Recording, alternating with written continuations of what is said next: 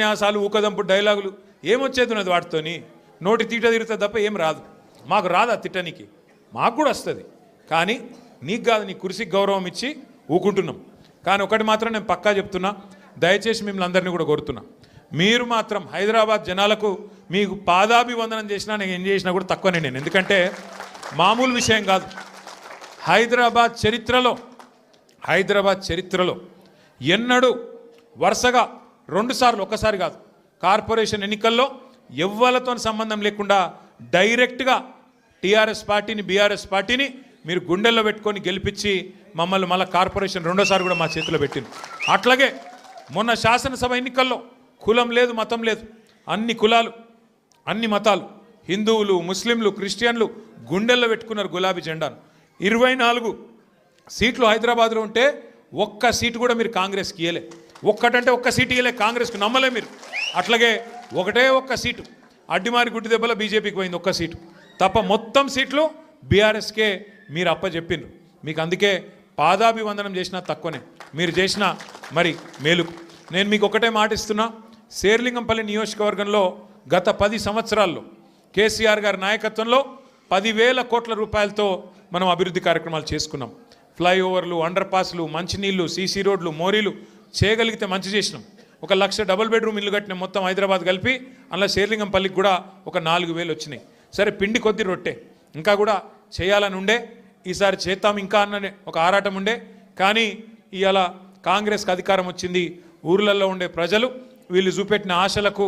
మోసపోయి వాళ్ళకు ఓట్లేసిండ్రు ఓట్లేసిన వాళ్ళే ఇవాళ బాధపడి సర్పంచ్ ఎన్నికలు వస్తే మళ్ళా మంచిగా కాంగ్రెస్కు బుద్ధి చెప్పి 40% దాకా సర్పంచులు మనోళ్ళని గెలిపించినారు రేపు నిజంగా మార్పు అంటే ఒక ఇది మార్పుకు సంకేతం నిజమైన మార్పు ఊర్లలో స్టార్ట్ అయింది హైదరాబాద్లో కూడా చాలా అవుతుంది ఎందుకంటే చూస్తున్నారు అందరూ నిజంగా వీళ్ళతో ఏమైనా అవుతుందా ఏమైనా చేస్తారా అని ఒక్కసారి మీరు ఆలోచన చేయండి ఎట్లున్నది ప్రభుత్వం ఇవాళ రెవెన్యూ మంత్రి కొడుకేమో గుండగాలను వేసుకపోయి ఇవాళ భూముల మీద పడ్డాడు భూములలో పడి కబ్జాలు చేస్తున్నాడు ఆయన మీద పాపం ఒక ఆయన ఎస్ఐయో సిఐఓ ఆయన ఇన్స్పెక్టర్ ఆయన హబీబుల్లా ఖాన్ ఆయన పేరు హబీబుల్లా ఖాన్ అని చెప్పి నిజాయితీ గల పోలీస్ ఆఫీసరు రెవెన్యూ మంత్రి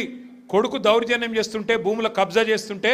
ఆయన మీద కేసు పెట్టిండు కేసు పెడితే ఇప్పుడు ఆ పోలీస్ ఆయన తీసుకుపోయి ఎక్కడో లూప్ లైన్లో వారేసిండ్రు హబీబుల్లా ఖాన్కు ఇవాళ నిజాయితీగా పనిచేసినందుకు నజరానా ఇచ్చిండ్రు ఏం నజరానా ఇచ్చిండ్రు తీసుకుపోయి ట్రాన్స్ఫర్ చేసి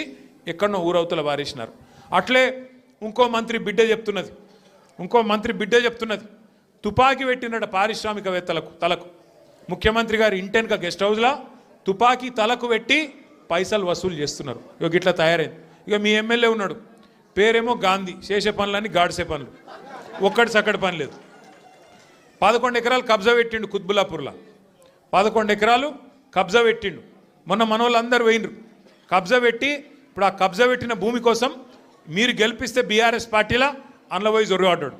చొరవడ్డాడు ఎంత గలీజ్ అంటే పరిస్థితి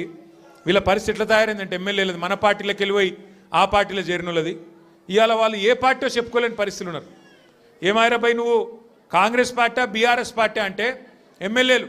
స్పీకర్ గారికేమో మేము బీఆర్ఎస్ పార్టీ అని ఉత్తరం రాస్తున్నారు బయటనేమో కాంగ్రెస్ కండువాలు వేసుకొని తిరుగుతున్నారు ఇక స్పీకర్ గారేమో కళ్ళుండి చూడలేని ధృతరాష్ట్రుడు అయిపోయింది పాపం ఆయన కనబడతలేదంట గాంధీ కాంగ్రెస్లో తిరిగేది మీ అందరికీ తెలుసు గల్లీలలో అని స్పీకర్కు తెలుస్తలేదంట గాంధీ మంచోడు చాలా మంచోడు ఆయన బీఆర్ఎస్ పార్టీలోనే ఉన్నాను అన్నాడు మరి బీఆర్ఎస్ పార్టీలు ఉంటే ఇలా బీఆర్ఎస్ పార్టీలో అనిల్ రెడ్డి చేరుతుంటే మరి గాంధీ ఏడి ఉండాలి కదా ఇక్కడ లోకల్ ఎమ్మెల్యే అంటాడు నిజంగా మన పార్టీలు ఉంటే ఇక్కడ ఉండాలి కదా ఇక ఎట్లుందంటే ఇలా పరిస్థితి ఇప్పుడు మనుషులలో 2 రకాలు ఉంటారు అయితే లేడీస్ ఆడోళ్ళు లేదా మొగోళ్ళు మరి ఇప్పుడు మీ ఎమ్మెల్యే ఆడనా మొగనా మాకైతే అర్థమవుతలేదు ఏమిటిది ఆయన ఏ పార్టీ కాంగ్రెసా బీఆర్ఎసా చెప్పుకొని గంత భయమైంది ఏమవుతుంది ఎక్కువ పదవి పోతే ఎలక్షన్ కోదాంపా మరి నువ్వు ఇంతపాటు సిపాయి అయితే నీ ఇచ్చా నువ్వే నీ సొంత ఫేస్ వాల్యూ మీద గెలిచుంటే శేర్లింగంపల్లికి చూసుకుందాం మళ్ళా వచ్చి రాజీనామా పెట్టి నిలబడి ఎలక్షన్లో తెలుస్తుంది శేర్లింగంపల్లి జనం కేసీఆర్ దిక్కున్నారని చెప్తాంపా ఈ చేతగానోళ్ళు 10 మంది సిగ్గులేనోళ్ళు మీరు గెలిపిస్తే అందులో పోయి జొర్రిను పోనీ సొరితే అందులో జొరినామని చెప్పొచ్చు కదా భయం అవుతుంది ఎందుకంటే చెప్తే పదవి పోతుంది సిగ్గు లేకుండా మరి ఆ పదవి విడిచిపెట్టకుండా ఇవాళ దిక్కుమాలిన రాజకీయం చేసి ఆఖరికి ఫంక్షన్ హాల్ కిరాయికి తీసుకొని అక్కడికి వస్తాం ఆల్విన్ కాలనీ కంటే నీకెందుకు భయం అవుతుంది? ప్రజాస్వామ్యంలో ఎవరు చెప్పేది వాళ్ళు చెప్తారు, ఆఖరికి ప్రజలు నిర్ణయం తీసుకుంటారు ఎవరు కరెక్టు ఎవరు తప్పు అని. అందుకే నేను మిమ్మల్ని కోరేది, మీ తమ్ముడు అనిల్ రెడ్డి,